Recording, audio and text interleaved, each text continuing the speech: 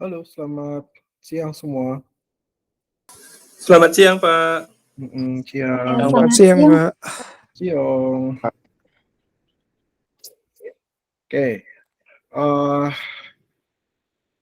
eh, kemarin sudah ya ujian untuk mata kuliah yang pemasaran ya. Cuman saya belum periksa, nanti akan saya periksa, lalu saya akan share nilainya ya.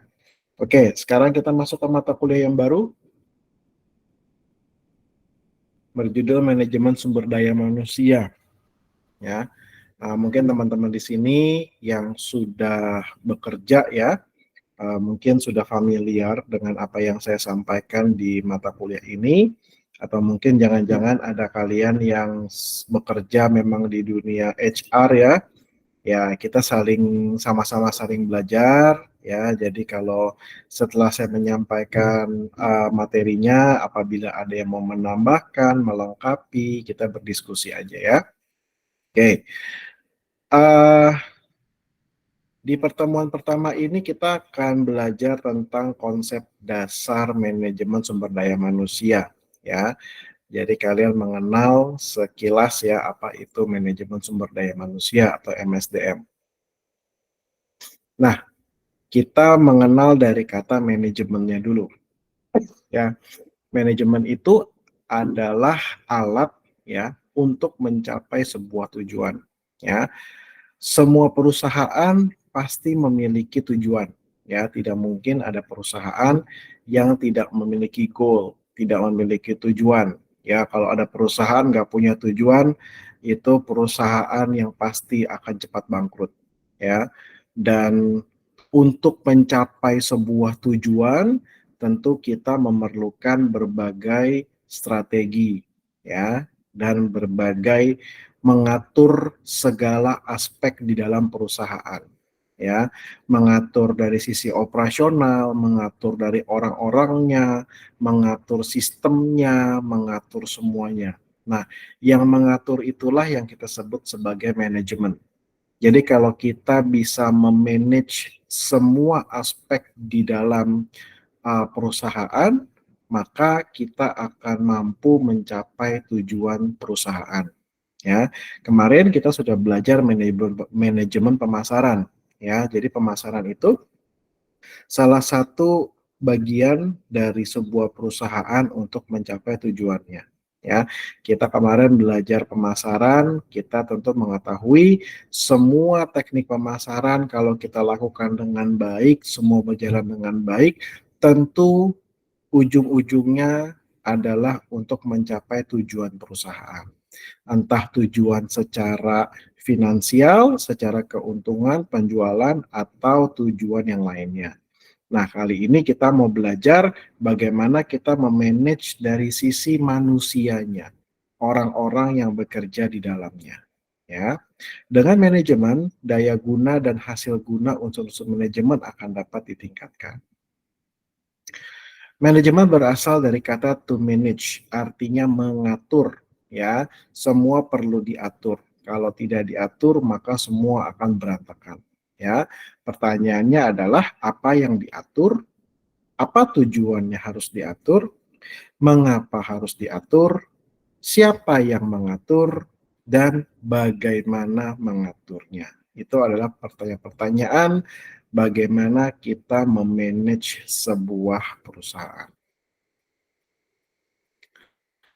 Jadi manajemen itu adalah ilmu dan seni mengatur proses pemanfaatan sumber daya manusia dan sumber-sumber lainnya secara efektif dan efisien untuk mencapai tujuan tertentu.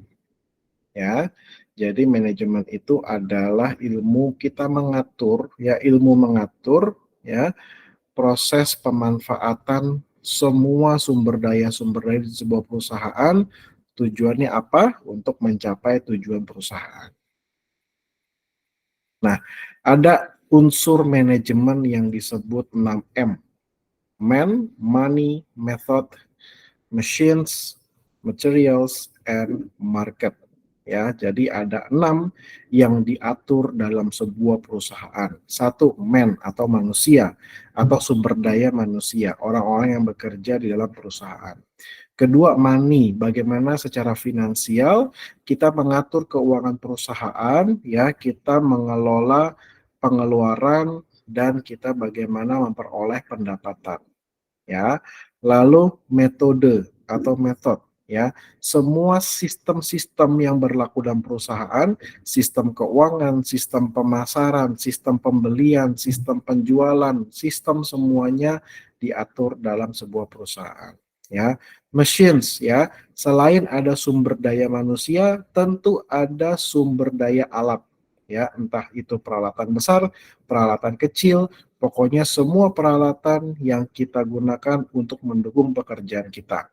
Kalau kerja kantoran, maka peralatannya komputer, meja, kursi, dan lain-lain. Semua barang-barang yang menunjang pekerjaan kita. Kalau bekerja sebagai seorang chef, maka machines di sini adalah pisau, talenan, meja, kompor, dan lain-lain. Yang kelima adalah materials atau bahan baku, ya. Kalau tadi ada alatnya, sekarang bahan bakunya, ya.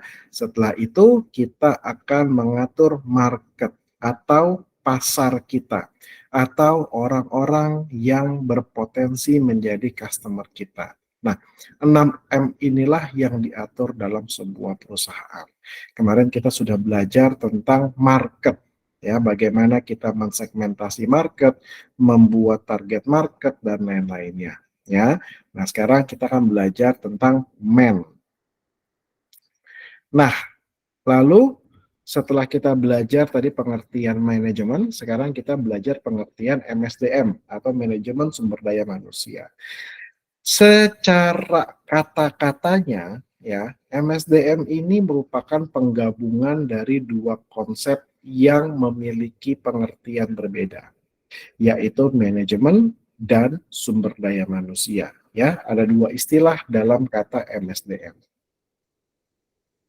Manajemen tadi kita sudah belajar, ya, proses planning, organizing, actualizing, dan controlling, ya, serta proses menggunakan sumber-sumber daya organisasi untuk mencapai tujuannya.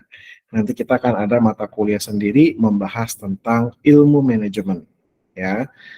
Nah, tadi itu manajemen, tadi secara singkatnya kita belajar bagaimana kita mengatur berbagai aspek dalam perusahaan untuk mencapai tujuan. Ya, berikutnya adalah SDM, sumber daya manusia, merupakan tenaga atau kekuatan yang bersumber dari manusia. Potensi manusiawi yang melekat keberadaannya pada seseorang yang meliputi potensi fisik dan non-fisik. Kalau potensi fisik merupakan kemampuan fisik yang terakumulasi pada seseorang, kalau potensi non-fisik, kemampuan seseorang yang terakumulasi baik dari latar belakang pengetahuan, intelijen, keahlian, keterampilan, dan human relations. Ya, jadi kita manusia saat kita bekerja di sebuah perusahaan manapun, ya, perusahaan membutuhkan kita dari sisi fisik dan non-fisik. Fisik artinya ya apa yang dilakukan oleh tubuh kita, seperti memotong, mengangkat barang, memindahkan barang, berjalan, mengangkat kursi, semua yang dilakukan oleh aktivitas fisik kita. Yang kedua, perusahaan membutuhkan kita dari sisi non-fisik, ya, seperti apa? Cara pemikiran, cara berpikir, cara mencari solusi, cara mencari alternatif, cara kita memanage sesuatu dengan pikiran kita. Jadi sesuatu yang tidak dilakukan secara fisik, ya, tidak menggunakan kekuatan fisik, tapi menggunakan pikiran atau otak, ya. Jadi dibagi dua, ya, yang dibutuhkan perusahaan dari kita yaitu potensi fisik dan non fisik kita. MSDM itu adalah ilmu dan seni mengatur hubungan dan peranan tenaga kerja agar efektif dan efisien membantu terwujudnya tujuan perusahaan, karyawan, dan masyarakat. ya. Jadi MSDM itu ya dari kata manage ya, mengatur. Mengatur apa yang diatur? Yang diatur adalah sumber daya manusianya. Orang-orangnya kita atur, ya. Kenapa kita harus atur? Agar semua bekerja dengan efektif dan efisien. Dengan tujuannya apa? Lagi-lagi tujuannya adalah mencapai goal dari perusahaan. Ya, ada pengertian kedua, MSDM adalah kebijakan dan praktek untuk mengelola manusia ya. Sebenarnya walaupun pengertiannya beda tapi maksudnya sama. Intinya adalah kita mau mengatur manusia, mengelola manusia ya. Dalam sebuah jabatan manajerial termasuk di dalamnya merekrut, menseleksi, melatih, memberi imbalan, menilai kinerja, memelihara, serta mempertahankan karyawan. Nah, kalau pengertian yang kedua ini lebih ke arah fungsi-fungsi atau apa yang dilakukan di dalam MSDM. Ya, kita dalam mengelola manusia di dalam perusahaan tentu pasti dimulai dari yang namanya merekrut. Ya, kita rekrut dulu. Saat kita rekrut, kita seleksi mana yang akan kita terima.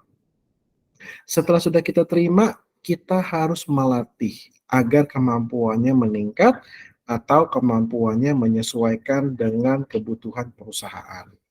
Nah, kalau bekerja dengan baik, tentu perusahaan akan memberikan imbalan. Imbalan itu bisa berupa imbalan dalam bentuk uang atau imbalan dalam bentuk non-uang. Ya, imbalan dalam bentuk uang tentu adalah gaji, bonus, dan lain-lainnya.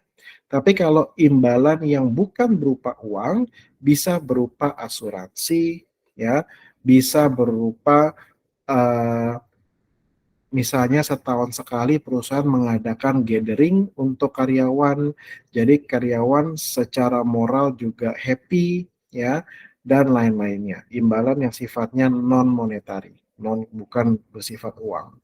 Lalu kalau sudah diberi imbalan bekerja, tentu akan adanya penilaian kinerja, ya. Kalau misalnya penilaian kinerja karyawan bagus, tentu akan terus dipertahankan karyawannya. Namun apabila ada kinerja yang kurang bagus, maka akan ada tindak lanjutnya. Bisa berupa peringatan, bisa berupa teguran, bisa berupa pelatihan kembali, atau yang paling parah sampai pemutusan hubungan kerja. Ya.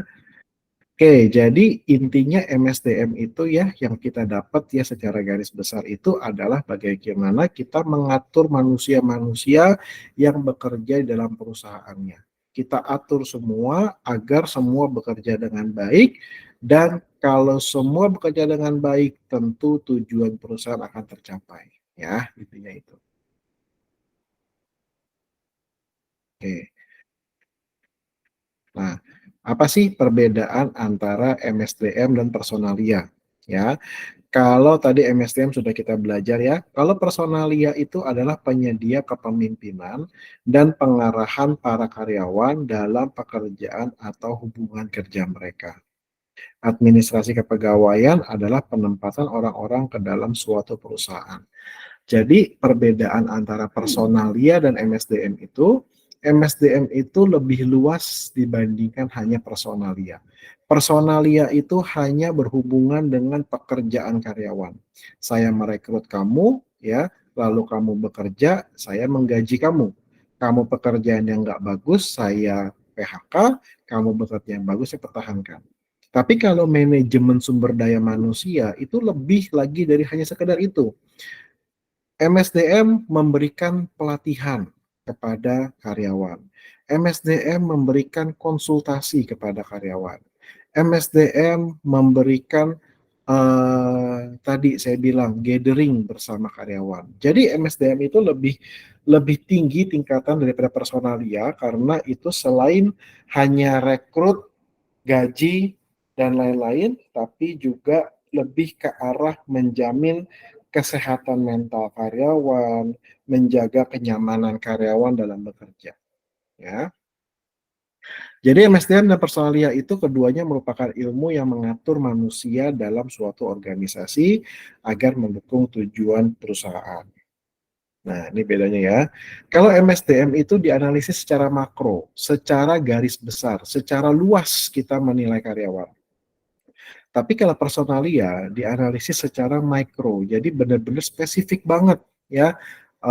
Perekrutan, gaji, dan itu terlalu spesifik. Sedangkan kalau makro itu kita melihat ini ke depan karyawan mau kita bawa kemana, lalu bagaimana mengembangkan kompetensi karyawan seperti itu. Ya, kalau MSDM karyawan itu adalah aset ya. Aset itu adalah sesuatu yang berharga.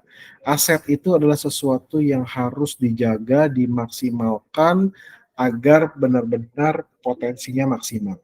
Tapi kalau personalia, karyawan itu hanya alat produksi. Saya butuh kamu, kamu bekerja dengan baik. Kamu sudah bekerja dengan tidak baik, ya saya tinggal pecat kamu. Itu personalia. Ya, kalau MSDM orientasinya strategis, kalau personalia itu benar-benar administratif. MSDM itu pengembangan program-program baru. Ya, jadi MSDM itu lebih melihat future, melihat ke depan. Kita mau bawa kemana nih karyawan kita? Kita mau kembangkan seperti apa? Oh, karyawan yang masih SMA, ayo kita kuliahkan S1. Karyawan yang butuh beasiswa, saya berikan beasiswa. Jadi bagaimana kita mengembangkan karyawan yang ada? Karena karyawan itu aset buat kita. Sedangkan personalia, dia tidak memikirkan pengembangan kualitas karyawan. Pokoknya bekerja dengan baik, kalau ada masalah kita baru bereaksi terhadap masalah, tapi kalau kamu baik-baik saja ya sudah jalan-jalan aja, nggak usah dipikirin gitu. MSDM fokus pada pelanggan atau eksternal, sedangkan personalia berfokus pada tata tertib dan internal. Oke, MSDM berorientasi pada pengembangan karyawan, kalau personalia berorientasi pada kedisiplinan karyawan. Sedangkan kalau MSDM itu lebih ke arah manajemen sumber daya informasi personalia, kalau personalia itu hanya administrasi atau pencatatan saja. Ya, di sini kita bisa lihat bahwa keduanya ini sama-sama mengatur manusia, tapi MSDM itu bukan hanya mengatur, tapi juga mengembangkan kualitas manusia, memikirkan mereka sebagai asetnya kita. Tapi kalau personalia, ya kita melihat karyawan sebagai karyawan saja. Mereka hanya fungsinya bekerja, bekerja, dan bekerja. Seperti itu. Nah, konsep manajemen MSDM. Ya, konsep MSDM ini MSDM merupakan unsur terpenting dalam seluruh proses administrasi dan manajemen, terlepas dalam organisasi apa proses itu berlangsung ya. Jadi manajemen manusia itu adalah aspek yang bisa dibilang paling penting. Karena dalam sebuah perusahaan tidak mungkin perusahaan bisa bergerak tanpa manusia di dalamnya ya. Walaupun sekarang banyak pabrik yang sudah menggunakan robot, tapi yang menciptakan robot adalah manusia.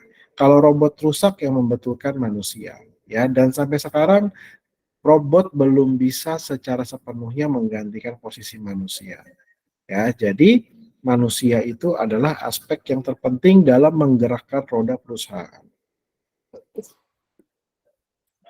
Semua SDM merupakan elemen utama organisasi dibandingkan dengan elemen lain, ya, seperti modal, teknologi, dan lain-lain. Ya. Pengelolaan SDM dalam organisasi menjadi suatu hal yang sangat penting, ya, mengingat manusia mempunyai perasaan, pikiran. Nah, manusia bisa malas, manusia bisa rewel, tidak seperti mesin atau sumber daya lainnya yang dapat diatur sesuka hati pengaturnya. Ya, kalau kita mempekerjakan robot itu sangat mudah, ya. Robot itu tidak mengenal capek, robot itu tidak mengeluh, robot itu uh, tidak bisa kesel, ya. Robot itu tidak bisa malas. Selama bahan bakarnya kita penuhi, robot itu akan bekerja terus tanpa mengenal lelah sampai bahan bakarnya habis. Beda dengan manusia, ya. Manusia itu memiliki akal budi, memiliki pemikiran. Kalau dia nggak suka dengan sesuatu, dia akan speak up. Kalau dia tidak nyaman dengan sesuatu, dia akan membangkang. Ya, makanya kalau SDM-nya manusia, tentu akan suka terjadi demo, terjadi apa, karena mereka menuntut apa yang mereka inginkan. Kalau robot, mereka tidak pernah menuntut apapun. Selama kita mengisi bahan bakarnya dengan cukup, mereka tidak pernah menuntut apapun. Kadang-kadang memang orang berpikir jadinya lebih enak mempekerjakan robot, ya, karena robot tidak bisa demo, robot tidak bisa males-malesan, semuanya kita perintahkan dia kerjakan. Nah, eh, kalau misalnya kita memang sebagai karyawan, ya, kita memang boleh menyampaikan aspirasi kita, ya, tapi jangan sampai kita demo itu menghasilkan sesuatu yang anarkis atau malah jadi membengkalai pekerjaan kita di kantor. Jadi demo boleh, menyampaikan aspirasi boleh, tapi dengan cara yang tepat. Jangan sampai merugikan orang lain, ya.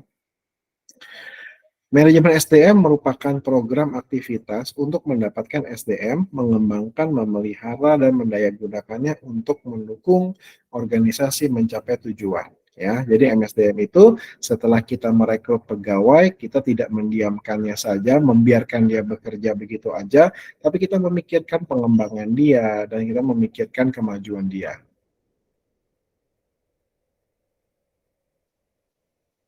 Oke. Proses manajemen, ya, kita mulai dari perencanaan. Semua manajemen yang bagus, semua manajer yang baik, itu pasti akan dimulai dari bagaimana kita melakukan perencanaan.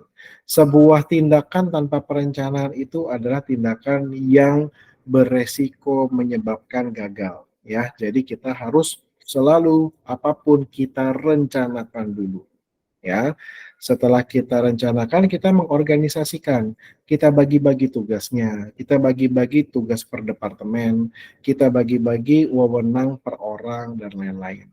Setelah itu kita menata staf kita, ya, kita hiring, kita rekrutmen, seleksi, kita lain-lainnya urusan SDM. Lalu kita pengarahan, ya, memulai pekerjaan, membina moral, memotivasi, sampai kita mengawasi, ya, menentukan standar, lalu menilai kinerja karyawan, dan lain-lainnya. Proses SDM itu adalah berusaha mengisi staf organisasi dan mempertahankan kinerja karyawan yang tinggi melalui perencanaan SDM, perekrutan, seleksi, orientasi, dan lain-lain. Ya. Nah, ini skema dari proses MSDM. Kita selalu memulai dari perencanaan MSDM. Apa yang kita rencanakan? Kita pertama merencanakan jumlah SDM yang kita perlukan. Ya, Departemen marketing butuh berapa orang? Departemen keuangan kamu butuh berapa orang? Jadi kita rencanakan jumlah SDM yang kita perlukan. Setelah kita dapat jumlah SDM yang kita perlukan, kita tentukan apa sih job desk-nya mereka dan apa job spec-nya mereka. Nah, apa bedanya job desk dan job spec? Job desk itu job description, job spec adalah job spesifikasi. Bedanya apa? Nah, kalau job description itu adalah jabaran atau daftar pekerjaan-pekerjaan yang akan dikerjakan oleh seseorang selama dia menduduki posisi tersebut. Misalnya, job description sebagai seorang komi, ya, maka pekerjaan komi adalah mempersiapkan bahan masakan, mencuci peralatan, membersihkan peralatan, memotong-motong, mengupas, dan lain-lainnya. Akan berbeda dengan job description dari CDP, ya. CDP itu dia job desk-nya itu merencanakan menu, memastikan departemen dia berjalan dengan lancar, dan lain-lain. Jadi job description itu adalah daftar pekerjaan-pekerjaan, daftar tupoksi, tugas pokok dan fungsi seorang karyawan selama dia menduduki posisi tersebut di perusahaan. Nah, job spesifikasi adalah spesifikasi atau latar belakang seseorang karyawan untuk bisa menduduki posisi tersebut. Ya, contoh tadi kita bicara CDP di kitchen. CDP job desk-nya adalah memotong sayur, memotong bahan makanan, memastikan departemennya baik, semuanya lancar. Ya, nah Untuk bisa menjadi seorang CDP dengan tanggung jawab seperti tadi, maka kita memerlukan satu, latar belakang pendidikan minimal D3. Latar belakang pekerjaan minimal sudah pernah bekerja berkarir selama 10 tahun. Terakhir bekerja itu harus di sebuah restoran yang skalanya atau levelnya sama dengan restoran kita. Lalu misalnya harus bisa menyetir motor, harus punya SIM C gitu misalnya. Nah, itu namanya job spec atau job spesifikasi atau latar belakang seseorang untuk bisa menduduki posisi tersebut.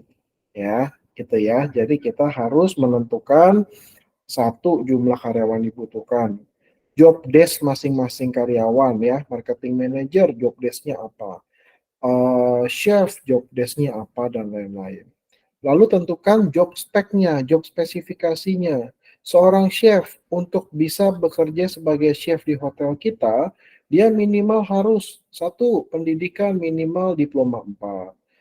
Dua, pernah bekerja di posisi yang sama minimal 5 tahun. Tiga, mampu menguasai bahasa Inggris dengan baik. Nah, itu job spek semua ya. Nah, setelah kita tahu nih, oh, orang ini di posisi ini, pekerjaannya seperti ini. Dan kita cari orang yang spesifikasinya seperti ini. Nah, kira-kira gaji berapa yang cocok untuk orang tersebut. Jadi kita rencanakan juga, kira-kira range gajinya berapa untuk posisi tertentu. Kenapa harus kita tentukan? Ini berkaitan dengan budget.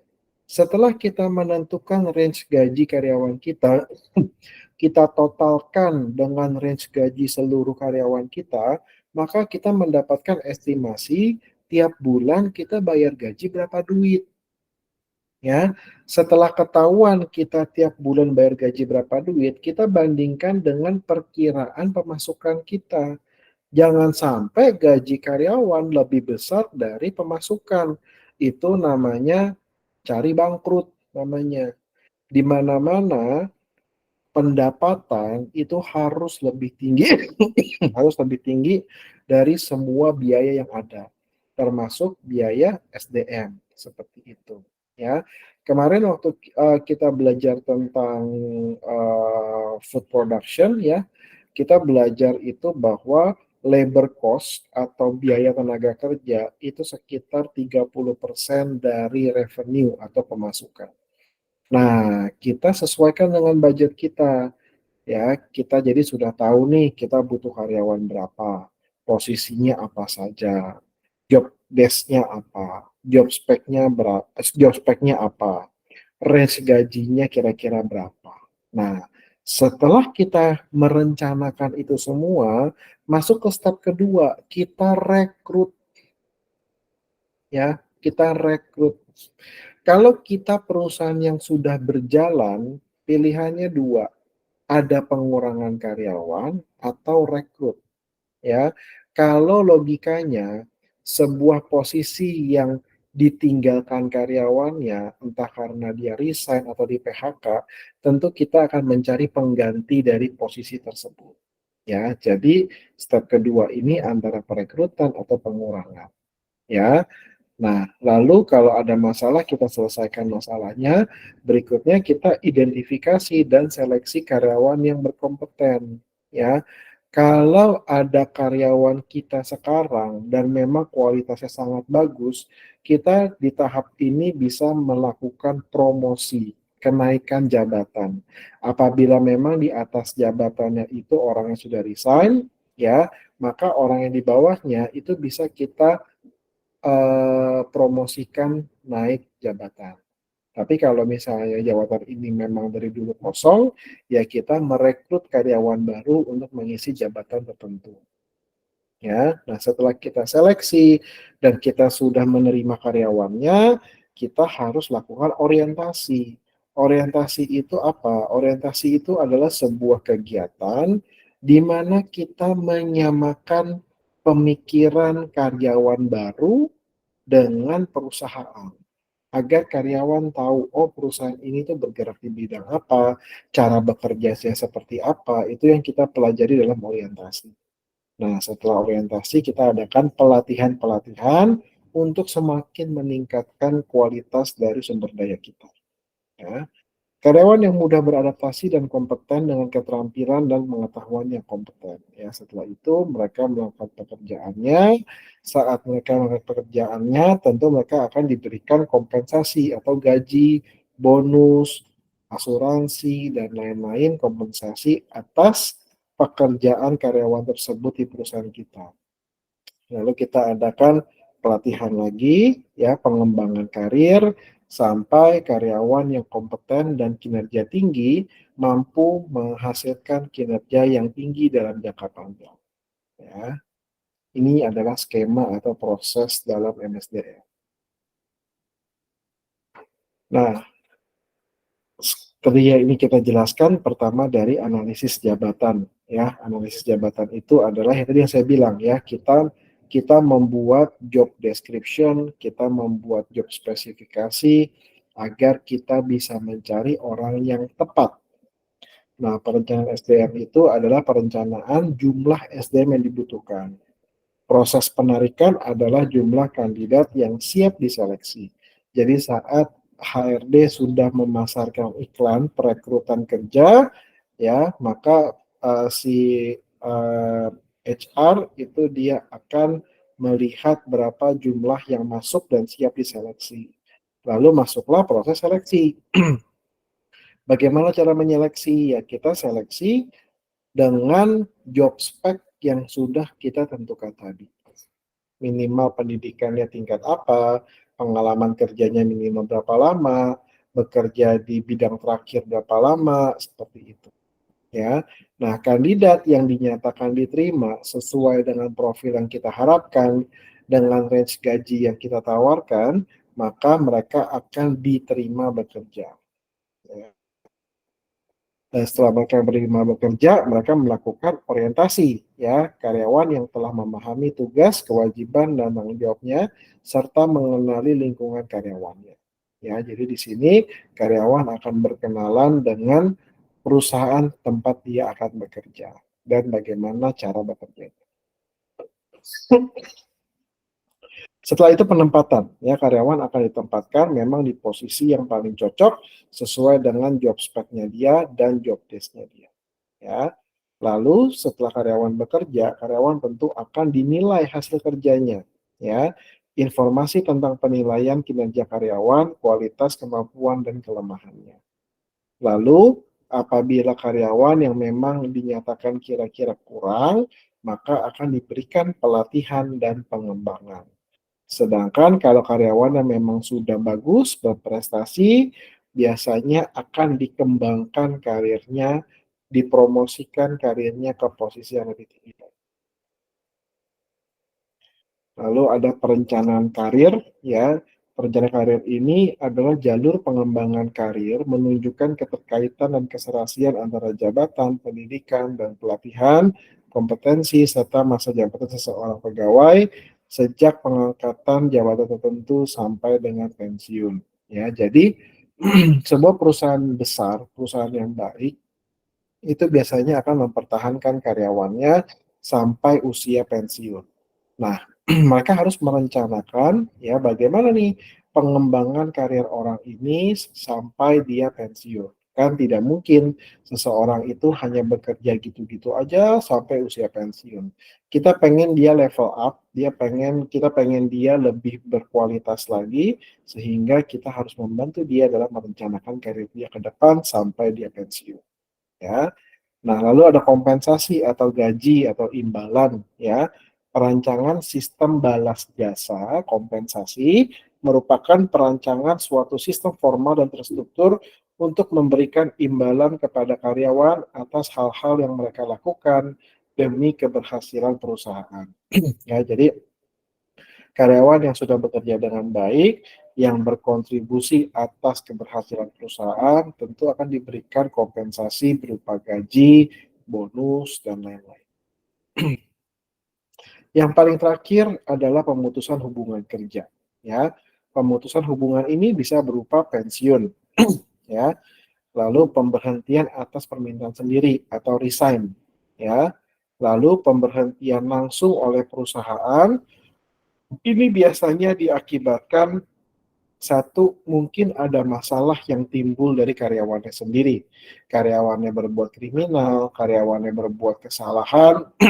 Biasa kalau kesalahannya masih ringan, diberikan surat peringatan atau SP. SP1, SP2, sampai mentok SP3. Kalau sampai SP3 dan tidak ada perubahan dari karyawan, maka dilakukan pemutusan hubungan kerja.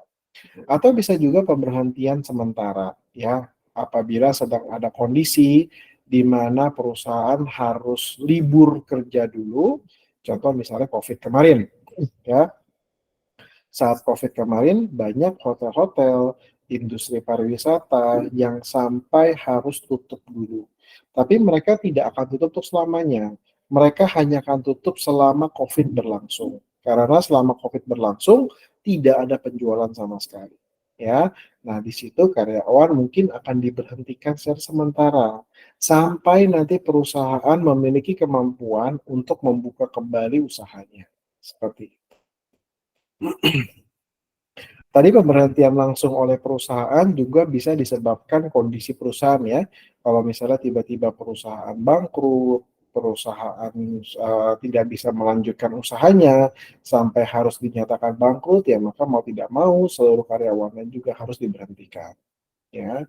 Namun yang namanya pemberhentian karyawan tentu akan ada kompensasinya, ya, kecuali pemberhentian atas permintaan sendiri atau resign, tidak ada kompensasi.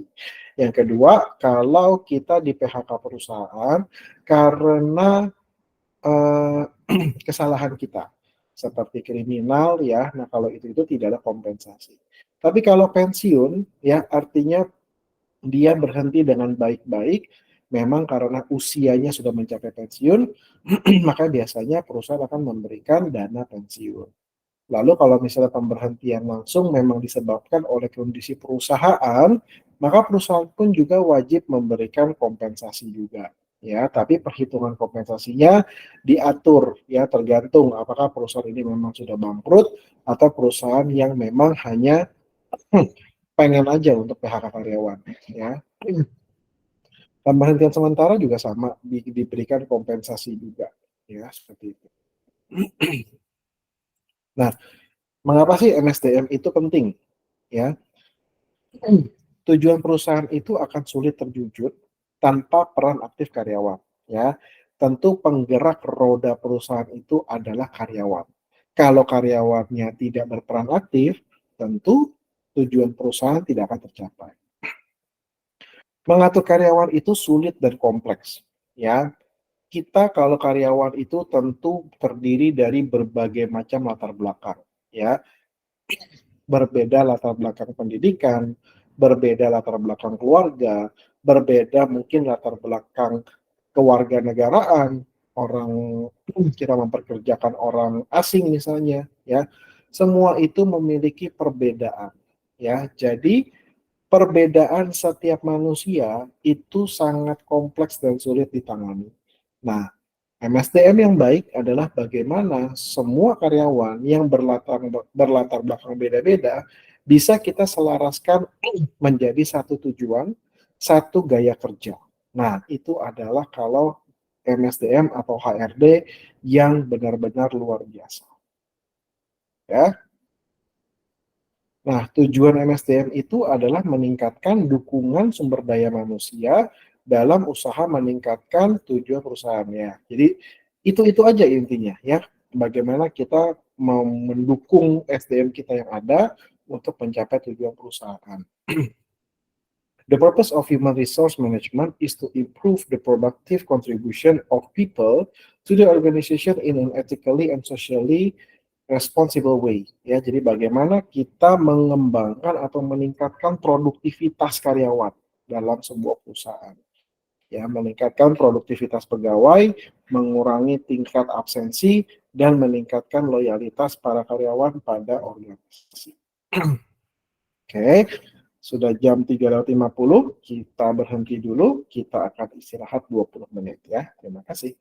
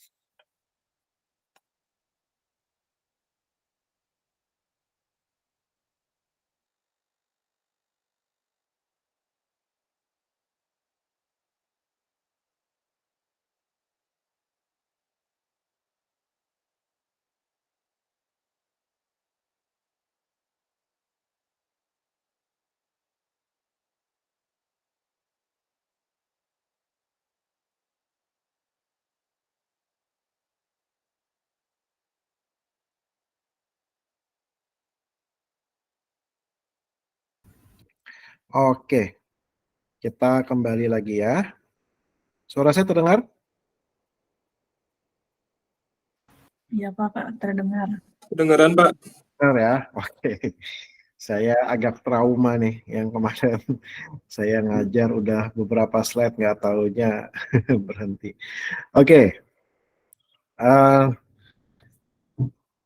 kita lanjut ya. Nah, kegiatan manajemen SDM ya ini kita mengulang-ulang aja ya. Jadi mulai dari persiapan yang tadi kita bilang perencanaan gitu ya, terus pengadaan, rekrutmen, terus pengembangan kualitas karyawan, penilaian karyawan, kompensasi, perlindungan, dan hubungan kepegawaian. Ya, jadi sebenarnya MSDM itu ya berputar-putar pada situ aja. Ya, tadi yang saya bilang skemanya itu ya, mulai dari perencanaan, rekrutmen, seleksi, sampai pelatihan, kompensasi, sampai pemutusan hubungan kerja.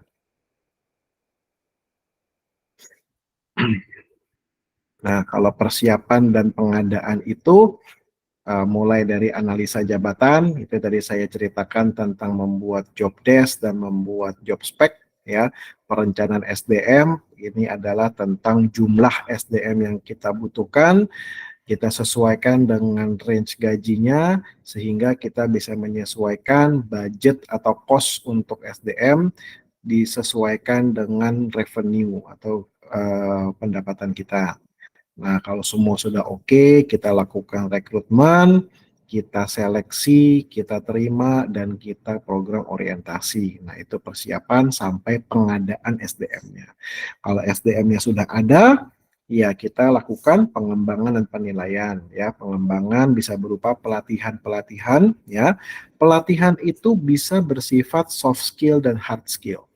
Pelatihan hard skill itu adalah pelatihan untuk keterampilan-keterampilan yang berhubungan langsung dengan pekerjaan.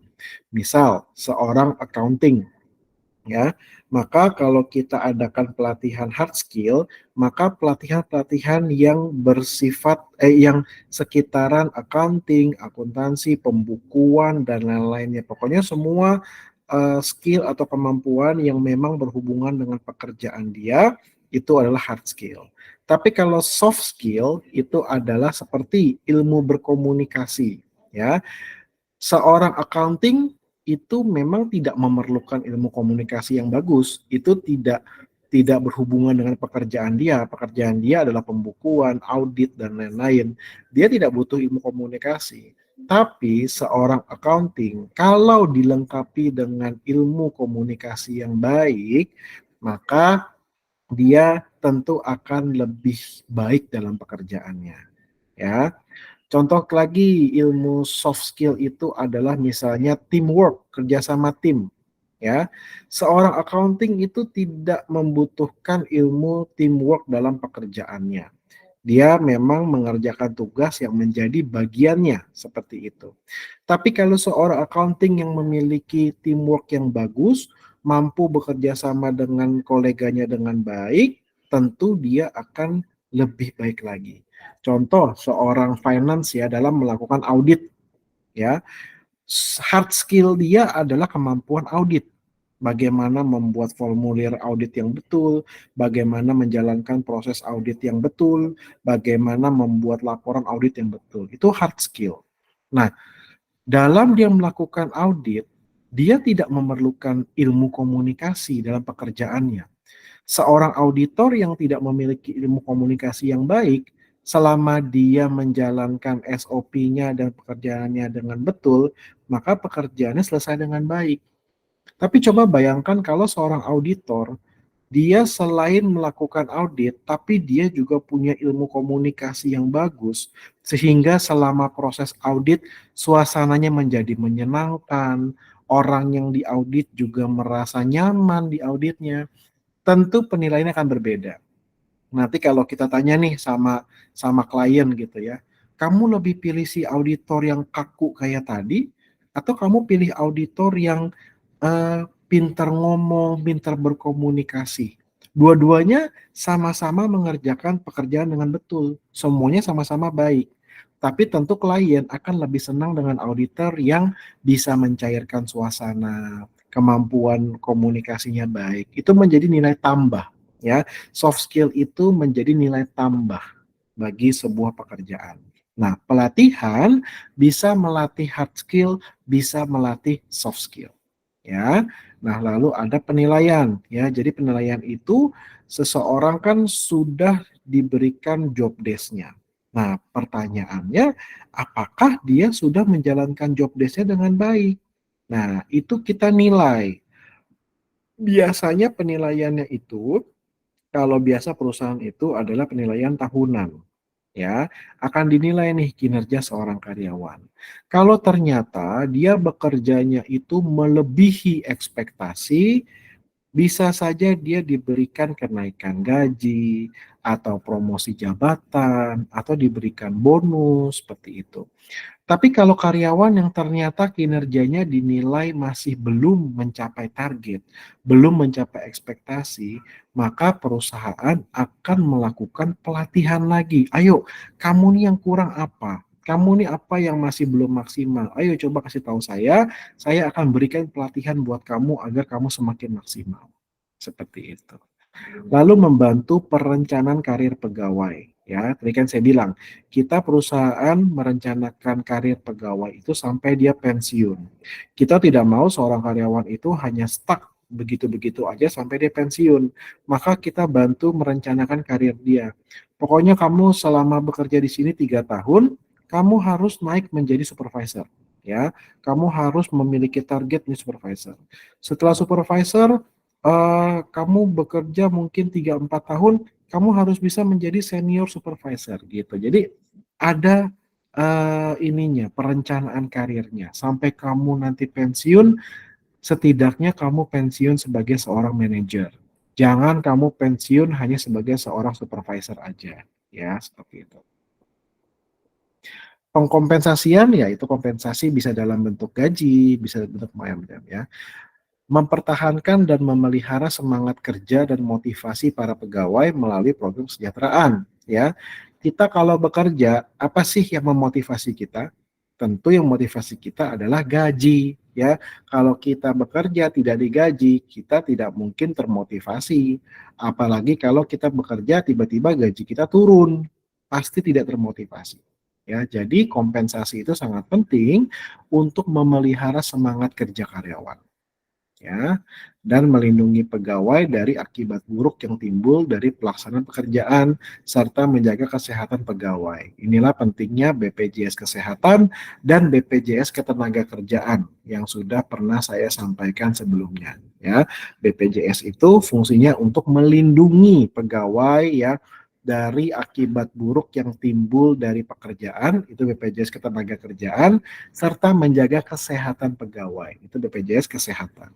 Ya, lalu hubungan kepegawaian, memotivasi pegawai, memberdayakan pegawai yang dilakukan melalui penataan pekerjaan yang baik dan lain-lainnya. Ya, jadi kita harus menjaga disiplin karyawan, kita harus menjaga hubungan baik dengan karyawan, menjaga hubungan baik antar karyawan, ya, sehingga kita menciptakan suasana pekerjaan yang nyaman namun disiplin, itu ya intinya. Nah, komponen dari MSDM itu pertama adalah pengusaha atau owner, ya, orang yang menginvestasikan modalnya untuk memperoleh pendapatan atau keuntungan. Seorang owner atau seorang investor, seorang pengusaha Membuat sebuah usaha tentu tujuannya adalah mencari keuntungan, ya itu pengusaha. Sedangkan karyawan itu penjual jasa, ya. Jasa tadi bisa berupa fisik atau tenaga atau jasa non fisik atau pikiran dan memperoleh kompensasi berupa upah atau gaji. Sedangkan pemimpin atau manajer, orang yang menggunakan wewenang dan kepemimpinannya untuk mengarahkan orang lain serta bertanggung jawab terhadap pekerjaan. Pemimpin atau manajer itu juga termasuk karyawan, ya. Mereka juga menjual tenaga dan pikiran mereka dan mereka juga bekerja untuk memperoleh kompensasi. Namun, mereka berada di tingkatan yang lebih tinggi, mungkin karena memang memiliki skill yang lebih tinggi daripada karyawan lainnya, sehingga dia dikasih wewenang, dia dikasih kekuasaan untuk mengarahkan karyawan lain di bawahnya. Tujuannya agar semua, karena yang namanya contoh kayak namanya paduan suara gitu ya. Paduan suara pasti dipimpin oleh seorang dirijen, ya. Apa gunanya dirijen? Ya, dirijen itu untuk mengatur setiap orang agar mereka melakukan tugasnya masing-masing untuk bisa menghasilkan harmonisasi lagu yang enak banget. Kalau tidak ada yang mengatur, masing-masing pengen tampil sendiri, ya. Misalnya si ini ngerasa suara saya paling bagus, saya mau nyanyi paling kenceng. Ada yang suaranya ngerasa saya pengen suaranya paling menonjol, saya harus paling kenceng. Kalau gitu semuanya akan teriak-teriakan dan lagunya nggak akan enak didengar. Dirijen itu berfungsi untuk mengatur setiap orang bernyanyi sesuai dengan porsinya, ya. Ada kalanya porsi kamu boleh lebih tinggi, ada kalanya porsi kamu juga diturunkan agar semua itu menciptakan harmonisasi yang enak. Itu juga ada seorang manajer. Manajer dia berfungsi mengatur orang-orang di bawahnya agar mampu bekerja sesuai dengan tugas pokoknya masing-masing agar semua bekerja harmonis dan mencapai tujuan perusahaan. Ya, itu seorang manajer. Oke. Peranan MSDM yang pertama itu menetapkan jumlah, kualitas, dan penempatan tenaga kerja yang efektif sesuai dengan kebutuhan perusahaan berdasarkan job description, job specification, job requirement, dan job evaluation. Nah, ini tadi yang saya bilang perencanaan. Ya, perencanaan dari sisi jumlah, kualitas, penempatan, dan lain-lain. Lalu menetapkan penarikan, seleksi, dan penempatan karyawan berdasarkan prinsip the right man in the right place and right man on the right job. Ya, jadi kita lakukan rekrutmen, kita lakukan seleksi terhadap karyawan. Setelah karyawannya kita terima, kita tempatkan karyawan sesuai dengan kompetensinya. Ya. Lalu ketiga, menetapkan program kesejahteraan, pengembangan, promosi, dan pemberhentian karyawan. Ya, untuk menjaga hubungan pegawai. Lalu meramalkan penawaran dan permintaan SDM pada masa yang akan datang, ya. Jadi seorang HRD manager dia harus mampu melakukan forecast atau perkiraan, ya, kira-kira ke depan kita akan butuh orang berapa sih? Kira-kira ke depan orang ini akan seperti apa? Jadi kita bisa melakukan perencanaan lebih jauh lagi, ya. Lalu memperkirakan keadaan perekonomian pada umumnya dan perkembangan perusahaan pada khususnya, ya, untuk memperkirakan berapa sih jumlah SDM yang akan diperlukan. Lanjut, peranan MSDM itu memonitor undang-undang perburuhan dan kebijakan, ya, agar kita bisa memperkerjakan karyawan kita sesuai dengan undang-undang yang berlaku, ya. Lalu memonitor perkembangan serikat buruh, ya. Jadi di beberapa perusahaan besar itu ada yang namanya serikat buruh, yaitu adalah perkumpulan karyawan-karyawan di perusahaan tersebut. Tujuannya apa? Tujuannya biasanya untuk mengendalikan kalau perusahaan mulai bertindak aneh-aneh, ya. Jadi serikat ini menjadi perwakilan suara karyawan dalam melakukan bukan demo, ya, tapi melakukan mengajukan aspirasinya gitu. Kalau ada yang dinilai karyawan tidak tepat, tidak sesuai, maka serikat buruh akan membantu untuk menyuarakannya ke manajemen. Seperti itu. Makanya serikat buruh, tapi serikat buruh itu kadang-kadang suka dianggap negatif ya, karena mungkin cara demonya tidak sesuai, cara demonya terkadang anarkis atau bagaimana. Tapi sebenarnya maksud mereka baik. Maksud mereka itu adalah menyampaikan suara-suara karyawan ya, yang kadang-kadang karyawan bingung bagaimana saya mau menyampaikan suara saya mau menyampaikan aspirasi saya. Nah, serikat buruh inilah yang akan membantu menyampaikan atau menjadi jembatan antara karyawan dengan manajemen. Cuman ya kadang-kadang suka salah caranya. Lalu mengatur pendidikan, latihan, dan penilaian prestasi karyawan. Lalu mengatur mutasi, pensiun, pemberhentian, dan pesangon, dan lain-lain. Oke, fungsi MSDM secara manajerial itu adalah perencanaan, merencanakan kebutuhan tenaga kerja, pengorganisasian, mengorganisir semua tenaga kerja, pengarahan, mengarahkan semua karyawan, dan pengendalian, mengendalikan semua karyawan. Ya, sebenarnya muter-muter lagi ya. Jadi, tapi sengaja saya muter-muter gini agar kalian itu semakin secara nggak sadar kalian tuh bisa ingat terus gitu loh, MSDM itu tentang apa sih gitu ya. Padahal kalau kita membuat kesimpulannya sangat singkat ya, MSDM itu ya intinya mengatur orang agar semua bekerja harmonis dan mencapai tujuan perusahaan. Caranya gimana? Ya mulai dari perencanaan, rekrutmen, seleksi, pokoknya semua tugas-tugas dari dari seorang HR gitu. Nah, kalau fungsi operasionalnya adalah pengadaan SDM, pengembangan SDM, kompensasi, pengintegrasian, pemeliharaan, dan kedisiplinan karyawan sampai PHK.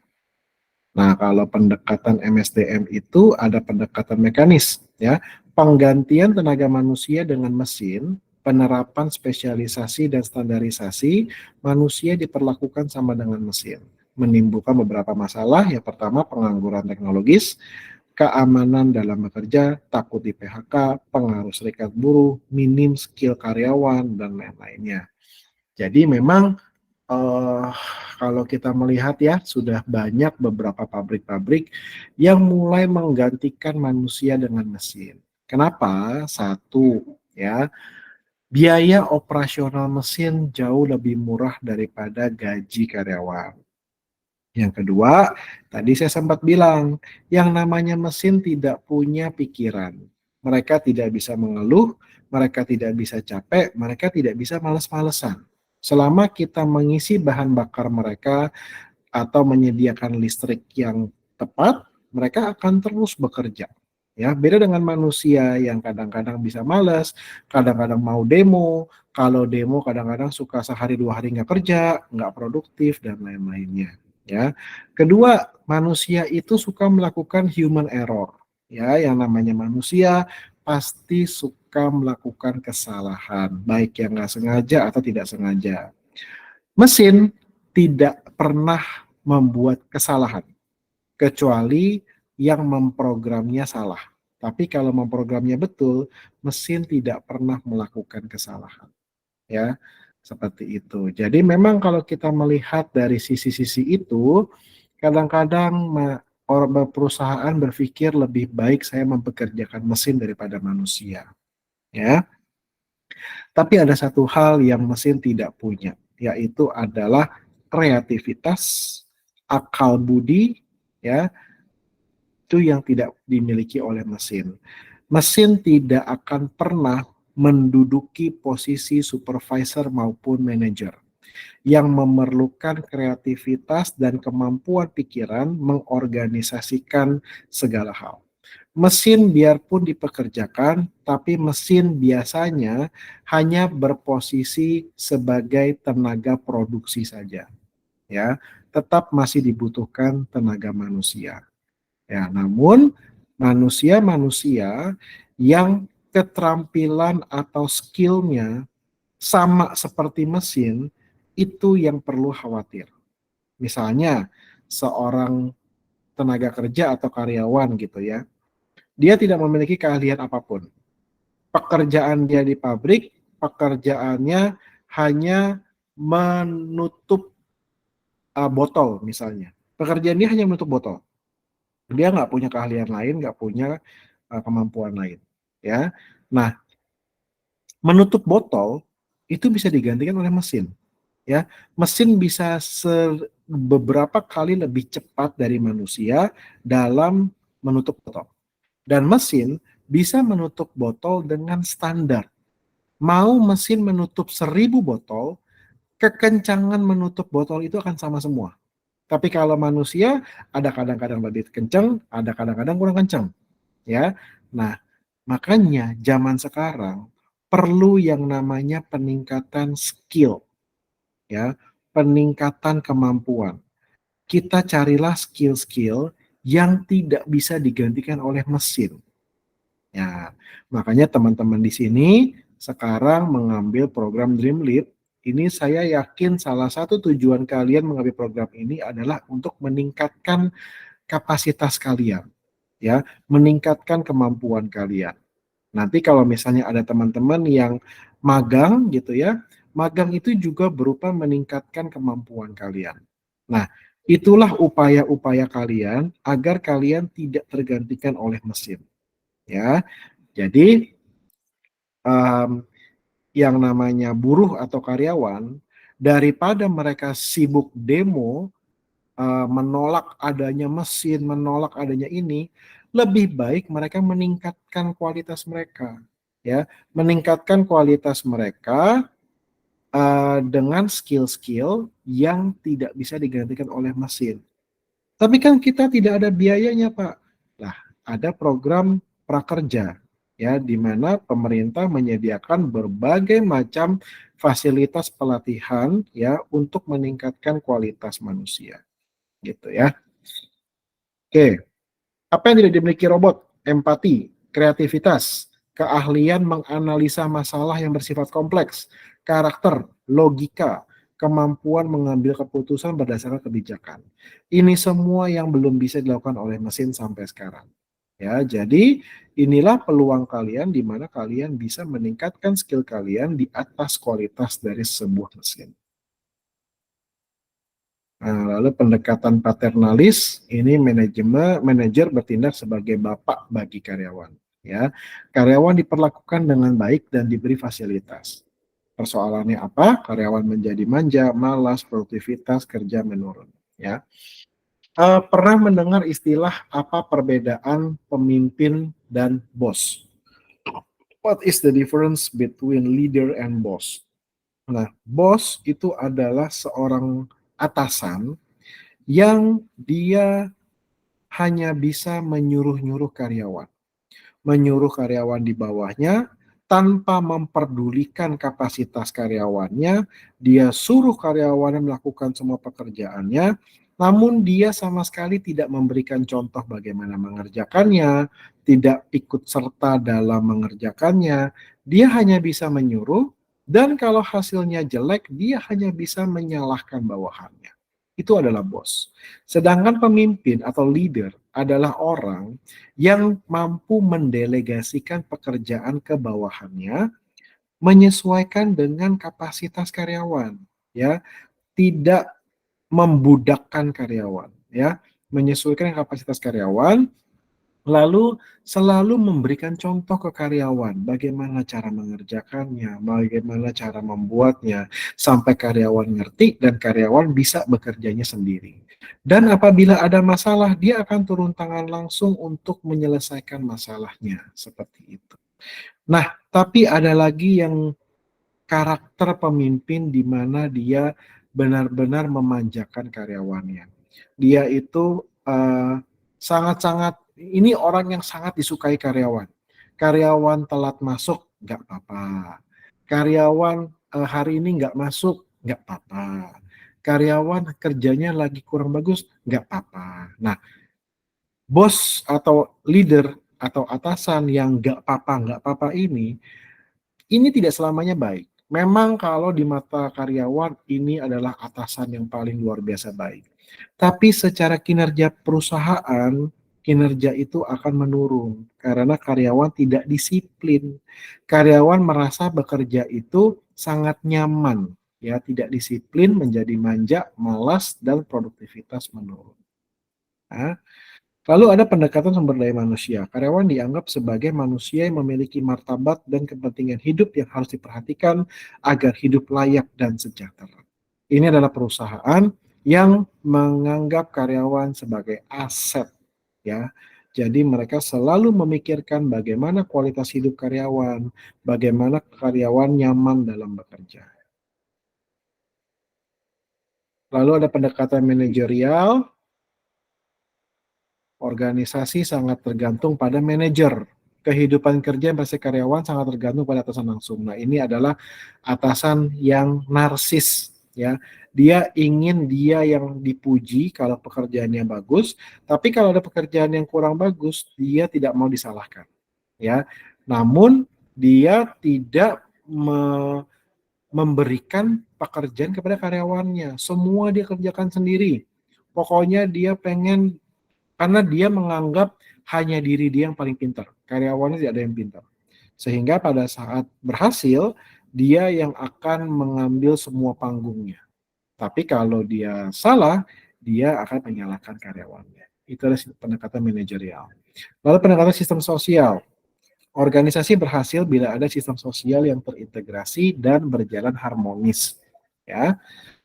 Lalu pendekatan proaktif, manajemen SDM dapat meningkatkan kontribusinya kepada karyawan, manajer, dan organisasi melalui antisipasinya terhadap masalah-masalah yang akan timbul.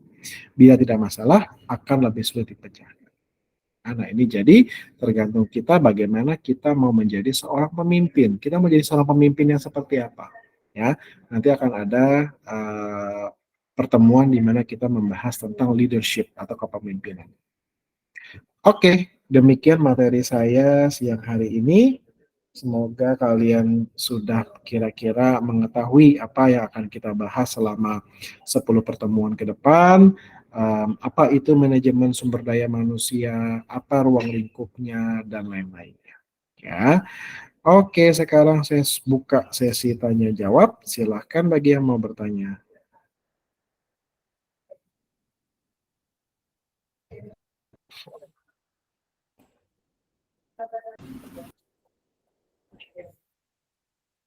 Ya, Bu Lamia, silakan Bu.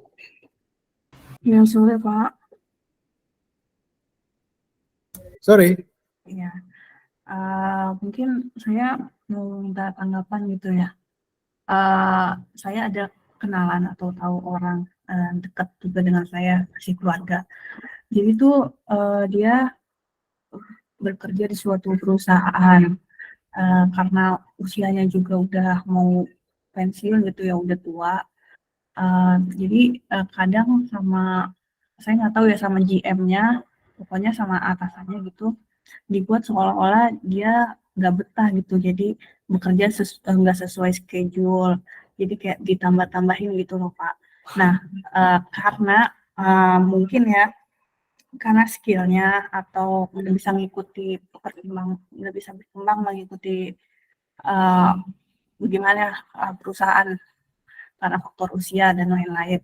Tapi kan sebenarnya kalau dibuat nggak betah gitu gimana ya Pak? Jadi seolah-olah perusahaan mau dia tuh mengundurkan diri supaya perusahaan nggak mengeluarkan pesangon gitu Pak.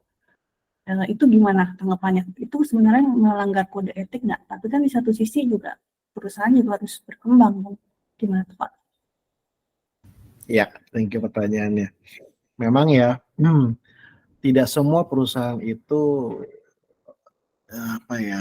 menghormati kode etik dengan karyawannya. Ada beberapa perusahaan yang memang nakal ya, dan tanda kutip nakal, atau tidak ingin mengeluarkan banyak uang dan lain-lainnya gitu. Nah, sebenarnya sih kalau yang saya lihat itu sebenarnya saya tidak bisa memutuskan ya, karena banyak faktor gitu. Yang pertama yang saya tidak tahu, apakah kerabat Bu Lamia ini sudah berapa lama bekerja di perusahaan tersebut. Yang kedua, posisi dia di level apa. Itu gimana Bu? Sudah bekerja berapa lama dia Bu? Mungkin lebih dari 20 tahun kali ya. Oke, Mungkin manajer atau apa gitu. Mungkin yang dia dibuat kurang nyaman di situ mungkin dari GM-nya atau atasannya lagi, kayak gitu sih setahu saya. Jadi akhirnya dia mundurin diri gitu. Jadi, Posisinya manajer berarti Bu ya sekarang? ya kayaknya. Tapi udah mundurin diri sih Pak, karena dia dibuat kayak gitu. Cuman bagaimana gitu. Usia berapa Bu kalau boleh tahu? Kurang tahu ya, mungkin pada saat itu usia masih 58 atau 58 sampai 60 Oke. 65 kali. Oke, baik. Kalau seseorang karyawan sudah berusia, artinya sudah di atas 40 tahun, ya. Kalau dia sudah ada di posisi manajer, itu masih berupa kabar baik. Artinya dia masih berkesempatan untuk mencari pekerjaan di luar. Namun kalau seseorang sudah di umur 40 ke atas, namun posisinya masih posisi staff, itu yang akan sangat sulit. Karena bagi perusahaan akan merugikan kalau kita meng-hire seseorang dengan usia yang sudah cukup berusia, namun posisinya masih level staff. Karena tidak lama kemudian kita harus mempensiunkan dia dan memberikan pesangon. Namun kontribusi dia bagi perusahaan tidak akan terlalu besar. Beda cerita kalau dia menjadi seorang manajer di mana kontribusinya itu memang besar, apalagi kalau dia memiliki skill yang memang luar biasa, itu biasanya mencari pekerjaan masih sangat memungkinkan. Nah, kalau kita kembali ke perusahaan awalnya Bu ya gitu, memang perusahaan awal itu ada sisi di mana mereka takut untuk membayar uang pensiun ya. Tapi kalau kita melihat usianya masih 50-an, sedangkan pensiun itu masih di usia 55 ya, artinya memang sudah sebentar lagi harus membayar pesangon. Namun biasanya kalau misalnya kontribusinya bagi hotel sangat luar biasa, biasanya akan tetap dipertahankan. Namun kalau kontribusinya dianggap hotel biasa saja, nah itu yang akan mereka lakukan dengan cara-cara tidak etis seperti itu. Ya, sebenarnya kalau saya menjadi kerabatnya ibu, yang penting saya bekerja sesuai dengan KPI saya.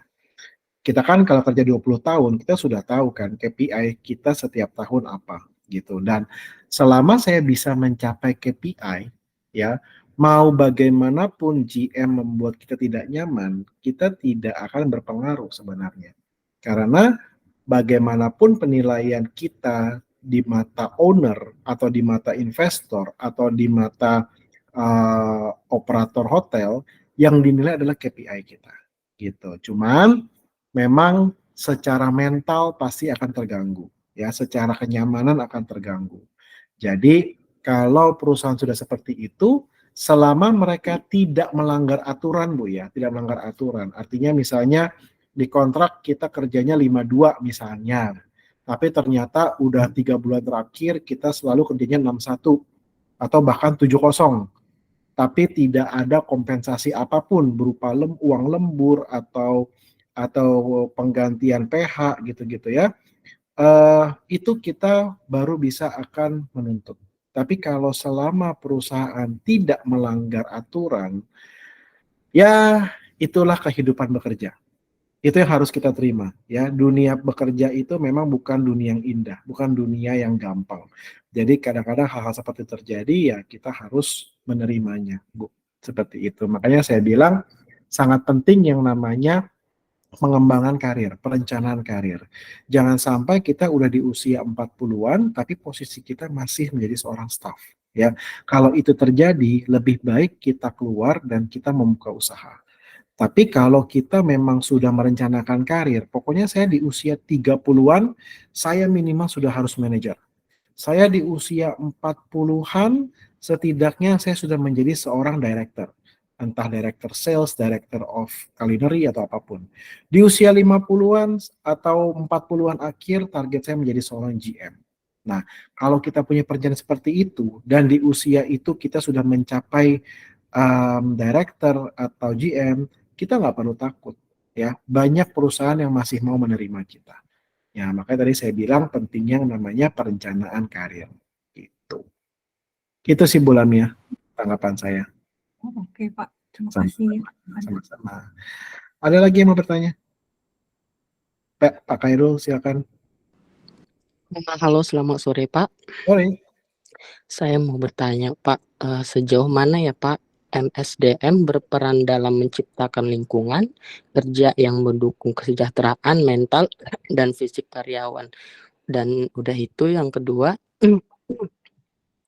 misalnya dalam pekerjaan nih kan Pak, kita tidak buat kesalahan gitu, yang buat kesalahan tim kita, tapi kita kadang kena juga gitu. Apa sikap yang harus kita buat ya Pak ya gitu? Apakah kita menyalahkan dia atau kita diam aja atau kita speak up gitu Pak?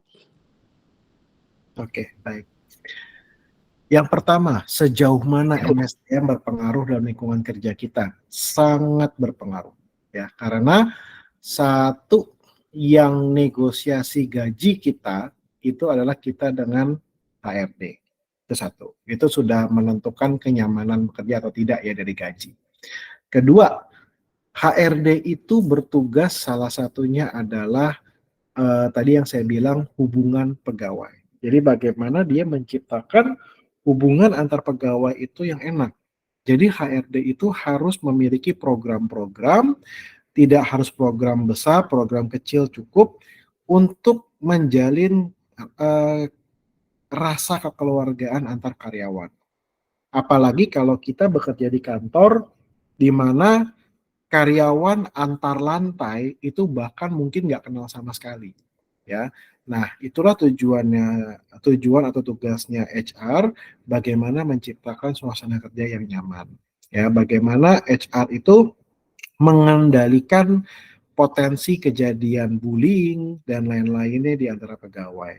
Jadi, pegawai itu dianggap sebagai sebuah aset, ya, seperti itu. Jadi, HR yang bagus adalah HR yang bukan hanya taunya rekrut dan pecat, tapi dia harus memikirkan bagaimana kenyamanan karyawan, pengembangan skill karyawan. Itu yang pertama. Terus tadi pertanyaan yang kedua itu adalah kalau kita bekerja dalam sebuah tim.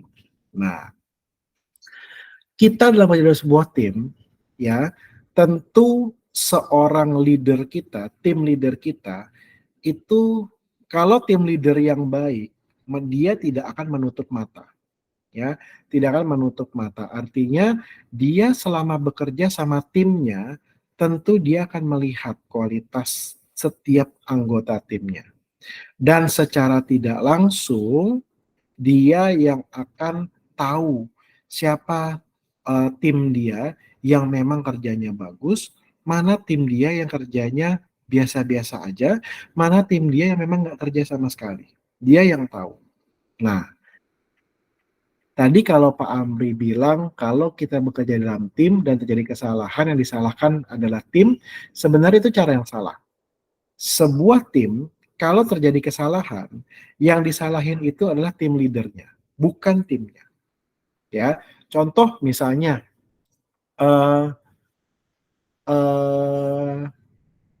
salah satu menteri, saya lupa di negara Korea atau negara Jepang gitu ya, stafnya ada yang berbuat kesalahan, yang mengundurkan diri adalah menterinya.